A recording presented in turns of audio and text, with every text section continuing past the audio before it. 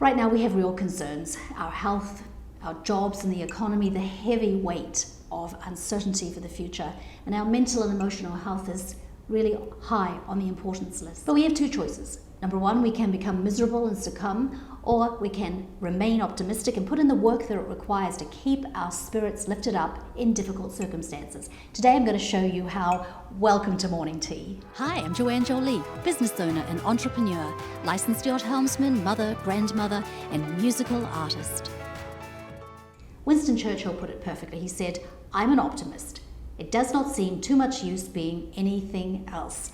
Exactly. Thank you, Winston. Well said. So, number one, start every day with your best saying. Now, mine's on the wall of my house, and it says, "This is the day the Lord has made. I will rejoice and be glad in it." So David wrote these words when he was in a very bad place. He says he felt that he was about to be pushed over. He said he felt like bees were swarming him. Now, I get that because here in Arizona, we have the Africanized honey bee. And every spring, people are killed by these bees because the bees will pursue you when they swarm, and they will just sting you over and over and over until you die. But David says even though his circumstances were dire, he said, "I will be glad in it." It's an act of the will. So think about it. If this day was made by God, then the events of the day can only serve good, a greater purpose than I can even understand, which leads me to be grateful. Really consider how much worse things can get. Gratitude is not our natural response. It's much easier to wallow and whine.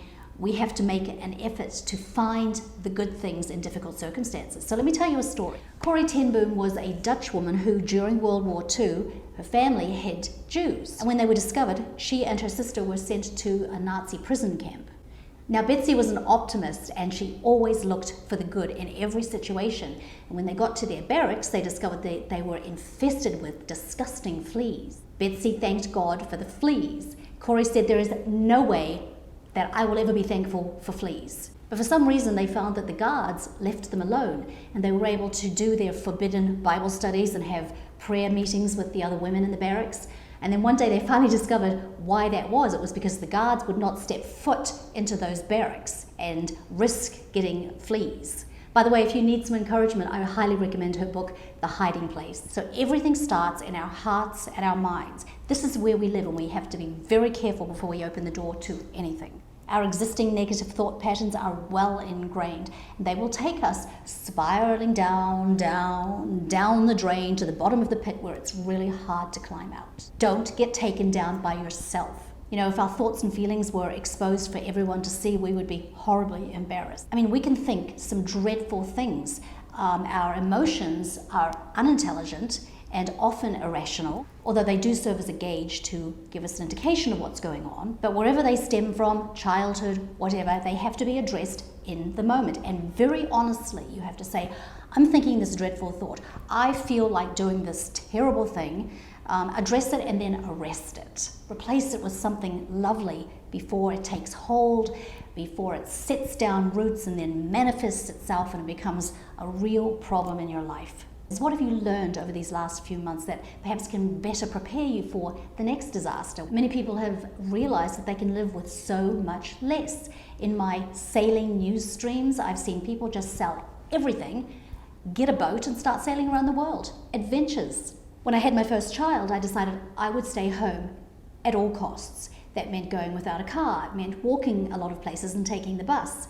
I shopped at thrift stores. And by the way, I looked fabulous. I found designer clothes that people had thrown away because they were missing a zip. I replaced the zip. So this is a really good time to rethink your values. What is important to you? If you say, "My family is important to me," but you spend all your time working or away from your family, then perhaps your family isn't of value to you, or perhaps your values have become compromised or skewed. What's your life going to look like when we get through this pandemic? We will get through it. This is an exciting time to be planning.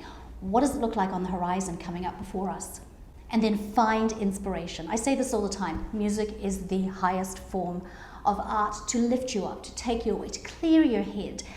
Break out your instrument, play it every day. Check out my morning tea about keeping your spirits elevated. I talk a lot about the power of music there. So thank you so much for being here. If you haven't already subscribed to this channel, go to joannejolie.com and sign up to be on the official mail list. And I look forward to seeing you next time. Bye-bye.